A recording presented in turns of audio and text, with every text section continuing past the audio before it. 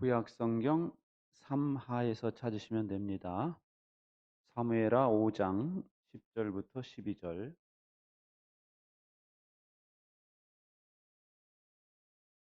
다 찾으셨으면 자리에서 일어나셔서 저와 여러분이 함께 읽겠습니다. 만군의 시작. 만군의 주 하나님이 다윗과 함께 계심으로 다윗이 점점 강대해졌다. 두로왕 히람이 다윗에게 사절단과 함께 백향목과 목수와 석수를 보내어서 다윗에게 궁궐을 지어주게 하였다. 다윗은 주님께서 자기를 이스라엘의 왕으로 굳건히 세워주신 것과 그의 백성 이스라엘을 번영하게 하시려고 자기의 나라를 높여주신 것을 깨달아 알았다. 아멘. 자리에 앉으세요. 이 사무엘하 5장에는 여러 가지 사건들이 기록되어 있습니다. 이 사건들을 한마디로 요약한 것이 5장 10절 말씀이에요. 만군의 주 하나님이 다윗과 함께 계심으로 다윗이 점점 강대해졌다. 이 말로 요약하고 있는데요. 이 만군으로 번역된 히브리어는 많은 무리를 상징하는 단어입니다. 그래서 고대인들에게 이 단어는 하늘의 별들이나 땅의 군인들로 이해될 수 있었어요. 그리고 고대 근동의 신화에 익숙한 사람들에게는 만군의 하나님이라는 표현은 모든 하늘의 별들을 창조하신 하나님이다. 그런 의미가 있습니다. 그리고 모든 신들 중에 최고의 신이 바로 만군의 주 하나님이다. 이런 의미가 있는 거죠. 그래서 여러분, 모든 별들을 창조하신 하나님, 그리고 최고의 신 중에 신이신 하나님께서 다윗과 함께 하시니까 어떤 일들이 벌어집니까? 먼저는 예루살렘을 정복한 거예요. 예루살렘에는 여부스 족속이라는 사람들이 살고 있었는데요. 이 하나님께서 이 가나안 땅을 주셨잖아요. 여호수아 때 이제 가나안 땅을 들어가게 됐는데 여호수아 때부터 다윗 때까지 한 번도 정복이 안 된 곳이 예루살렘의 여부스 족속입니다. 물론 일부가 뭐 저기 파괴되기도 하고 그랬지만 여호수아 때도 정복을 못했고 사사 시대도 정복을 못했던 예루살렘이라는 곳을 다윗이 처음으로 정복해서 수도로 삼아 버려요. 이건 엄청난 사건이거든요. 예루살렘이라는 곳은요, 동서남쪽에 깊은 계곡이 있어요. 그리고 이 도시 자체가 높은 지대에 있습니다. 그러다 보니까 다른 사람들이 침략하기가 너무너무 힘든 곳이에요. 거기 올라가다가 다 지쳐 쓰러지는. 그래서 그 위에 있다가 그냥 한 사람씩 한 사람씩 그냥 잡아 죽이면 되기 때문에 여부스 사람들을 정복하는 게 너무 어려운 것이었습니다. 그런데 하나님께서 함께 하시니까 하나님이 지혜를 주셨어요. 바로 수로를 통해서 들어가는 것입니다. 물, 밖에 있는 물을 이제 물은 먹어야 되니까 이 성 밖에 물이 있었거든요. 그 수로를 연결하는 그 수로를 따라서 침략을 해가지고 예루살렘 성을 정복하게 되거든요. 그래서 이곳에 수도를 건설합니다. 여러분, 이 수도를 건설한다. 그 어마어마한 그 도시를 다윗 때 처음으로 딱 정복을 해가지고 수도로 딱 만들어 버리는 거예요. 그러니까 없던 땅이 생긴 거죠. 그리고 경제적인 효과는 엄청나겠죠. 거기다가 여부스 사람들이 다윗에게 정복당한 뒤에 다윗의 충성스러운 부하가 되거든요. 그래서 군사, 경제, 뭐 국방 모든 면에서 다윗이 예루살렘 정복을 통해서 탁월한 효과가 발휘하게 되는 거예요. 여러분, 이처럼 우리 하나님께서 동행하시면은요, 가보지 않은 길을 갈 수가 있는 것이고, 난공불락의 성과 같은 그런 성도 정복할 수 있더라 하는 것입니다. 할렐루야.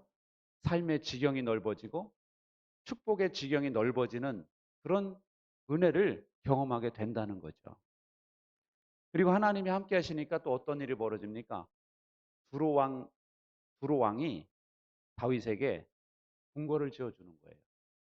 두로에 특산품이 있었어요. 백향목. 그러니까 최고의 건축자재죠. 향이 나는 아주 백향목이 쫙쫙 올라갔거든요. 낙엽송처럼. 그래가지고 그걸 배다가 그 궁궐을 지면 얼마나 이 궁궐이 멋있게 나오겠어요. 향내도 나고. 근데 그 다윗이 원한 것도 아닌데 두루 왕이 알아서 어떻게 하면 다윗을 기쁘게 해줄 수 있을까? 그러면서 알아서 그걸 갖다가 목수, 석수, 재료 다 보내가지고 궁궐을 지어 주더라는 거예요. 여러분, 우리 하나님이 동행하시잖아요. 그러면요, 주변의 환경이 그 사람을 돕게 돼 있어요. 근데 하나님이 동행하시지 않잖아요. 그러면은 주변의 사람들이 다 무시합니다. 성경을 보세요. 하나님이 함께 하시지 않으니까 주변의 나라들이 다 무시해. 이스라엘을. 완전 천덕꾸러기가 돼버려요. 근데 다윗이 하나님을 높이잖아요. 동행하시는 하나님을 높이니까 어떤 일이 벌어지느냐. 하나님이 주변 환경들을 통해서 다윗을 높이시더라는 거예요. 여러분, 이처럼 하나님이 동행하시면 주변 환경이 바뀝니다. 나를 돕는 환경으로 바뀌고 주변 사람들이 나를 돕게 되고 내가 이상하게 그냥 아무것도 안 했는데 나는 뭐 내가 스스로 높아지려고 안 했는데 사람들이 나를 어려워하고 높아지는 역사가 일어나게 되는 거예요. 그리고 하나님이 함께 하시니까 또 어떤 일이 벌어집니까? 블레셋 사람들을 물리치게 되더라는 거예요. 그들이 얼마나 큰 승리를 거뒀는지 홍수가 그냥 싹 쓸어버리듯이 그렇게 쓸어버리는 승리를 거뒀다 기록되어 있는 것입니다. 얼마나 큰 승리를 거뒀는가 21절에 나오는데요. 읽어보겠습니다. 블레셋 사람들이 그들의 온갖 우상을 그곳에 버리고 도망하였으므로 여러분 이 그 당시의 전쟁은 나라와 나라의 전쟁이기도 하지만 신과 신의 전쟁이에요. 그래서 전쟁터에 우상을 데리고 나왔습니다. 그래서 만약에 전쟁에 진다 그러면 우상을 먼저 챙겨가지고 가야 돼요. 우상을 버리고 갔다는 얘기는 뭐냐? 그만큼 대패했다는 얘기예요. 이 블레셋 사람들이. 블레셋 사람들이 그것을 놓고 갔다. 대패했다는 것이고 다윗은 커다란 완승을 거두었다라는 것입니다. 여러분, 어떻게 여러분? 블레셋 사람들이 첨단 무기가 더 많았거든요. 숫자도 더 많았어요. 그래서 맨날 졌어요. 이스라엘이. 그런데 어떻게 다윗이 이기느냐? 하나님이 동행해 주시니까 자기보다 많은 숫자를 상대로 이기더라는 거예요. 여러분, 다윗은요, 동행하신 하나님께 전쟁터에 나갔을 때 물었어요. 그러자 하나님이 대답해 주시죠. 이번 전쟁에서 네가 승리할 것이다. 이 대답을 들으니까 확신이 생긴 거예요. 확신을 갖고 전쟁에 임해서 승리를 거뒀어요. 근데 또 쳐들어왔습니다. 왜 쳐들어왔느냐? 우상을 가지러 온 거예요, 우상을. 그때 놓고 간 우상 찾으러 다시 온 거예요. 그러다 이번에는 하나님께서 여쭤보니까 다른 전략을 말씀하시죠? 성경이 이렇게 돼 있어요. 너는 정면으로 그들 쪽으로 올라가지 말고 그들의 뒤로 돌아가서 숨어 있다가 뽕나무 숲의 맞은 쪽에서부터 그들을 기습하여 공격하여라. 뽕나무밭 위쪽에서 행군하는 소리가 나거든. 너는 곧 진격하여라. 그러면 나 주가 너보다 먼저 가서 블레셋 군대를 치겠다. 이 말씀은 지난번처럼 이 앞에서 전면전을 벌이지 말고 이번에는 뒤로 돌아가서 기습 공격을 하라는 거예요. 하나님의 응답은. 그런데 하나님이 도와주시겠대요. 뽕나무 숲에서 막 소리가 들릴 겁니다. 어떻게 소리가 나느냐? 바람이 불게 하시겠죠. 바람으로 샥 불게 하니까 소리가 막 나잖아요. 그러니까 그 뒤로 움직이는 이스라엘 군대 소리가 안 들리죠. 파묻히죠. 그래가지고 이스라엘 군대가 뒤로 돌아가지고 기습 공격을 해가지고 블레셋을 완전히 전멸시킬 수 있었다라는 것입니다. 여러분, 하나님이 동행하시잖아요. 창의적인 지혜가 생기는 거예요. 할렐루야. 뻔한 지혜가 아니에요. 뻔한 지혜는 누구나 다 있어요. 뻔한 상식은 누구나 다 있습니다. 그런데 하나님이 함께 하시면 우리에게 없었던 지혜가 생기는 거예요. 여러분, 하나님이 동행해 주시는 은혜를 큰 은혜로 여기시기 바랍니다. 제가 청소년 때는 하나님이 함께 하신다는 게 부담스럽더라고요. 다 보고 계신다는 거 아니야. 그러니까 내 행동이 다 거슬리는 거예요. 하나님이 나를 어떻게 생각하실까 막 이런 생각이 드는데 그냥 웬만한 건 눈 감아 주세요. 하나님이 뭐 몽둥이 들고 있다가 뭐 너 이거 잘못했 그런 분이 아니에요, 여러분. 여러분 다 이해하십니다. 여러분이 너무 부담스러워하기 때문에 뭐 계속 여러분에게 말씀하지 않아요. 계속 말씀하시면 부담스러워서 어떻게 삽니까, 우리가? 하나님이 함께 하시면은요, 부자유스러운 게 아니라 자유케 됩니다. 하나님이 함께 하시면 약했던 우리가 강하게 돼요. 하나님이 동행해 주시면 삶에 놀라운 지혜가 생깁니다.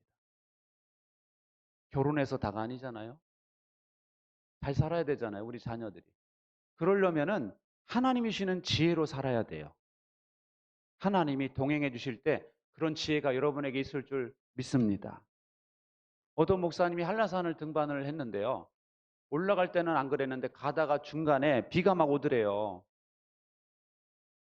근데 어떤 분 보니까 자기는 비를 맞고 가는데 어떤 분은 보니까 뒤에서 방수 모자를 꺼내서 머리에 탁 뒤집어 쓰고 가더래요. 그러더니 또 그 배낭에 방수 그 하는 게 있어가지고 그걸로 딱 배낭을 덮고 가니까 하나도 안 맞고 아주 그냥 가더라는 거예요. 그 모습을 보면서 야, 저 사람은 참 준비성이 철저하구나. 그렇게 생각이 들더랍니다. 근데 이 목사님 전 비를 쫄딱 맞고 산 정상에 올라가가지고 쉬고 있는데 가만히 자켓을 보니까 그 긴 밑에 단추가 있더래요. 똑딱 단추. 그래서 그걸 뜯어보니까 거기 방수 모자가 있는 거야. 그리고 자기 그 배낭 밑에 지퍼가 있길래 열어봤더니 거기 방수 싸개가 있더라는 거예요. 근데 이 목사님이 그걸 자기에게 있는 거를 모르고 갔기 때문에 비를 쫄딱 맞았던 거죠. 여러분, 그래서 그때부터 자기가 가진 것의 기능을 점검하는 버릇이 생겼대요, 이분한테. 여러분, 우리도 그렇지 않아요? 우리에겐 놀라운 자원을 잊어버리고 살아갈 때가 얼마나 많습니까? 그 세상의 비와 풍파, 뭐 고난 이런 걸 다 온몸으로 받으면서 왜 내 인생은 이렇게 고단한가? 그러면서 살아가는 적이 많지 않아요, 여러분? 이런 시가 있어요. 약속이라는 시가 있는데요. 같이 읽어보겠습니다. 너는 불가능한 것을 스스로 가능하게 할 필요가 없다. 내 가능성을 너무 잘하려고 할 필요가 없다. 그렇게 못 살았다고 속상해 할 필요가 없다. 그러나 이것만은 기억하라. 너 혼자서 그 길을 가는 것이 아니다. 여러분, 우리는 종종 자신의 한계를 느끼죠. 속상해 합니다. 그런데 이 시를 볼 때 얼마나 위로가 되겠어요. 이것만은 기억해라. 너는 너 혼자서 그 길을 가는 것이 아니다. 동행해 주겠다는 거예요. 근데 여러분, 이런 고백을 우리에게 하신 분이 계세요. 예수님께서 말씀하셨죠? 볼지어다 내가 세상 끝날까지 너희와 항상 함께 있으리라. 할렐루야. 여러분, 우리에게는 큰 자원이 뭐냐? 동행의 약속. 이것이 바로 큰 자원이에요. 방수 모자 그거 하나 안 썼다가 나중에 얼마나 그거 발견했을 때 아, 내가 멍청하게 이거 있었는데 비를 쫄딱 맞았네. 이런 생각 들죠? 근데 우리가 동행의 약속이 있는데 맨날 혼자 고민하고 혼자 낙심하고 혼자 번민하고 인생 다 살아놓고 하나님 앞에 가보니까 아, 나와 함께 하시겠다는 임마누엘의 약속이 있었는데 그걸 놓치고 살았네. 얼마나 후회가 되겠습니까, 여러분? 얼마나 안타깝겠어요. 유태인들은요, 자녀들의 그 신앙의 보존을 위해서 엄마들이 그렇게 수고를 하고 노력을 해요. 그래서 외국에 가는 자녀들에게 꼭 이 말을 귀에 그냥 따그레이가 않도록 이야기를 한대요. 너희는 머리에 수건을 쓰고 기도하는 것을 가볍게 여기지 마라. 그것은 하나님이 우리 민족과 동행한다는 징표다. 우리를 지켜주시는 하나님을 떠난 삶을 상상해보라. 얼마나 허무한가. 하나님을 떠난 삶은 마치 지붕 위에서 바이올린을 연주하는 것과 같다. 그것은 불안정하고 위태로운 인생이다. 이게 바로 지붕 위의 바이올린이라는 영화 아시죠? 음악 아시죠? 지붕 위의 바이올린이라는 영화에 나오는 대사입니다. 그래서 지붕 위의 바이올린이에요. 알으셨어요? 모르셨죠? 저도 몰랐어요. 여러분, 이 말씀 뭐냐면은 네가 하나님을 동행하신 하나님을 무시하고 신앙생활 안 해? 그럼 너는 인생이 어떤 인생과 같으냐? 지붕 위에서 바이올린을 켜는 것과 같이 위험천만하고 위태위태하고 아슬아슬하고 그런 인생이 너의 인생이 된다는 거예요. 여러분, 지붕 위에서 지붕은 여러분 옥상이 아니에요. 이런 지붕이에요. 이런 지붕. 이런 지붕에 올라가서 바이올린을 켜보세요. 제 실력을 발휘할 수가 없죠. 늘 불안하겠죠. 아슬아슬하죠. 평지에서 중심을 딱 잡고 바이올린을 켜야지 자기 소리를 내고 실력을 발휘할 거 아니겠어요? 여러분, 우리 인간의 삶도 마찬가지예요. 하나님이 나와 동행하신다는 믿음을 갖고 살 때 믿음의 평지에 굳게 서서 인생을 살아갈 수가 있고 안정감과 행복을 누릴 수 있음을 믿으시기 바랍니다. 여러분, 동행하시는 은혜를 감사하세요. 아, 하나님이 나와 함께 하신다는 게 정말 너무 감사한 것이구나. 이걸 여러분 꼭 기억하시기 바랍니다. 그리고 동행하시면 여쭤봐야 되죠. 할렐루야. 동행하시면 여쭤봐야 되죠. 내 차 옆에 누가 탔는데 나한테 말도 한 번 안 걸어. 그러면 기분이 이상하죠? 나한테 서운한 거 있나? 이런 생각 들지 않겠어요? 옆에 동행을 하면은 말을 걸어야 되는 거예요. 주님 어떻게 생각하십니까? 어떻게 해야 될까요? 이 인격적으로 대화하는 거 아니겠어요? 여러분, 동행하신 하나님을 믿으실 뿐만 아니라 하나님께 여러분 대화해 보시기 바랍니다. 여쭤보시면은 하나님께서 반드시 응답해 주세요. 할렐루야. 다윗이 여쭤봤을 때 하나님이 기다렸다는 듯이 응답하시죠? 그런 겁니다, 여러분. 여러분이 기도만 하면은 그걸로 된 거예요. 기도만 하면 하나님께서 알아서 응답하세요. 마음에 평안을 주시기도 하고 안 되던 일이 되기도 하고 기도했던 제목이 응답되기도 하고 누구 사람을 만나기도 하고 이 모든 것이 하나님의 응답이심을 믿으시기 바랍니다. 안델센이라는 세계적인 아동 동화 작가가 있죠. 안델센. 들어보셨죠? 그 책도 여러분 읽어보셨잖아요. 그 안델센이 그 당시에 이제 스웨덴에 그 브레멘 여사가 있었어요. 그분이 세계적인 아동 문학가예요. 그분도. 그분을 만나러 배를 타고 가게 됐어요. 그 당시에는 비행기가 없으니까 배를 타고 이제 이 스웨덴의 그 브레멘 여사를 만나려고 가는데 얼마나 많은 그 생각을 했겠어요. 그 여러분 결단이 필요하잖아요. 그 당시에 전화 통화가 되는 것도 아니고 그냥 무작정 가는 거예요. 집으로 주소 보고. 그러니 그것도 배를 타야 되죠. 시간을 내야죠. 경비가 들 테죠. 얼마나 준비를 했겠습니까?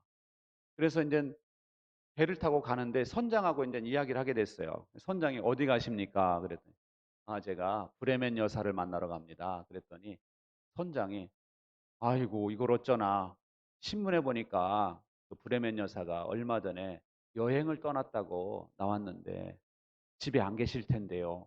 그러는 거예요. 그러니까 이 안델센이 낙심이 됐죠. 아이고 시간을 들이고 비용을 들여서 일부러 먼 길을 떠나왔는데 이렇게 그분이 없다니 하고 낙심을 하는데 몇 시간 후에 선장이 다시 고함을 치면서 이야기했어요.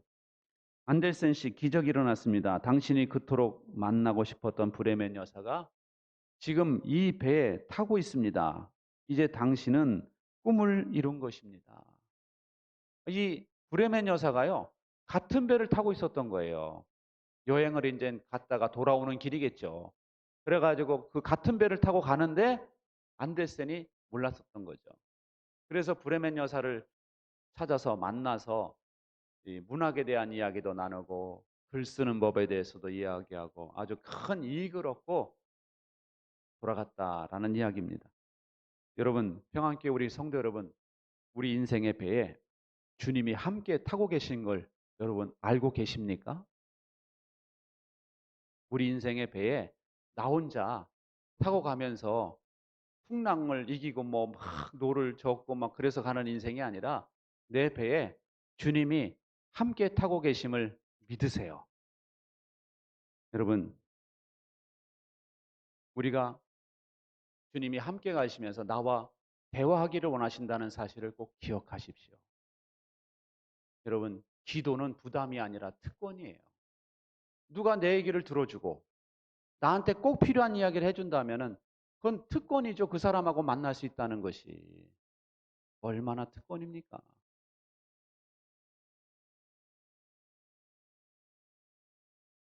여러분, 하나님께 동행하신 하나님께 대화하잖아요. 그러면 어떤 일이 벌어지느냐? 예루살렘과 같은 난공불락의 성을 정복할 수 있는 거예요. 그 성은 역사상 정복돼 본 적이 없는 성을 정복한 겁니다. 마찬가지로 하나님이 동행하시잖아요.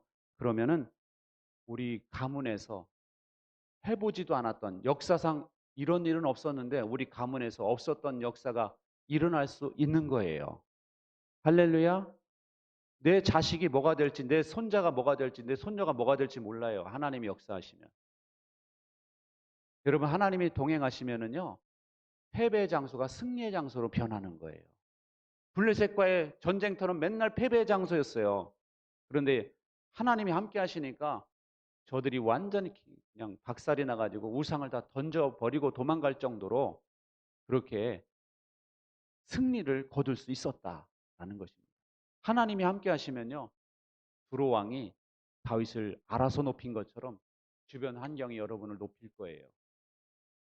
우리 자녀와 함께 하시면 우리 자녀들이 그곳에 속한 곳에서 높아질 겁니다. 하나님이 높이실 거예요. 하나님께서 주변 환경을 쫙 이렇게 움직이셔가지고 주변 환경이 우리를 돕는 쪽으로, 우리 자녀들을 돕는 쪽으로 이렇게 인도가 되는 것입니다.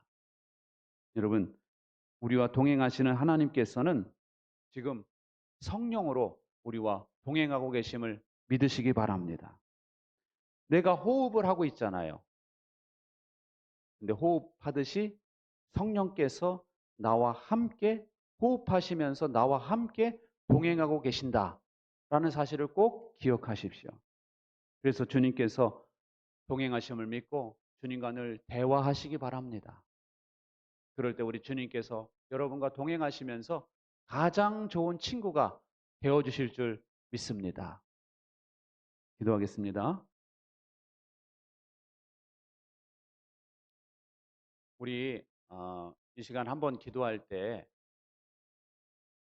어, 동행하시는 우리 하나님 믿고 우리 한 주간도 주님께 기도하며 살 수 있도록 여러분 기도하시고요.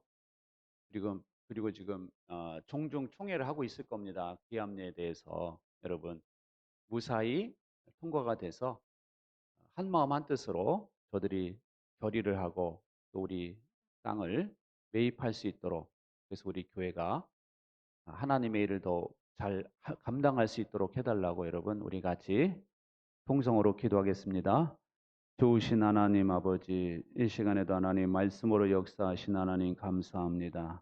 우리와 동행하시는 하나님을 바라보게 하여 주시고 한 주간도 우리 주님께 기도하며 살아갈 수 있도록 인도하여 주시옵소서.